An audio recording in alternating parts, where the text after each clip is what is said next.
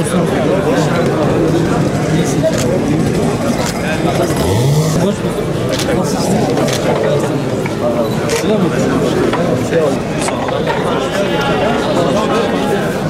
Allah razı olsun. Siz nasılsınız? Selamünaleyküm. Hadi beraber. Uçağım var. Hadi görüşürüz. Sayın Başkanım, hoş geldiniz. Merhaba, kolay gelsin. Sağ olun, Allah. Nasılsınız? Hamdolsun Allah. İşler nasıl? Hamdolsun, çok şükür. Altın bir iniyor, bir çıkıyor, zigzag çeviriyor. İyidir, iyidir. İyidir. Siz sorması gereken sensin. Böyle yerine kaçma. Şükürler olsun. Siz söyleyin. Nasıl işler? Vallahi piyasa Çok düzgün. Biraz da para kalmadı. Selamünaleyküm. Merhaba. Hoş bulduk. Kolay gelsin. Merhaba arkadaşlar. Nasılsınız? İyisiniz inşallah. Nasılsınız? Şükürler olsun. Sağ olun başkanım. İşinizi bozmadık. Hesabınız karışmadı değil mi? Teşekkür ederim. Yok, çekrekli sattı. Karışmaz olur. Bütçeler için büyük böyle bir deste para veriyorsun değil mi? Doğru. Vay.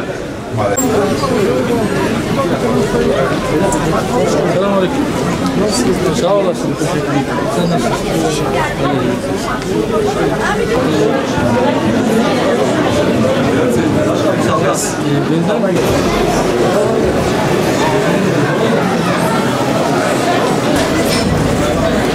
Haliniz nasıl? Tekeriniz dönüyor mu? Nefes alıp veriyor. Nefes alıp dönüyor getiriyor mu? Teşekkür ederim. Bu nefesiniz Allah biraz su içmek Bunlar yapıyoruz. Tabii ki. Müzik festival şeyi var, hareketi var.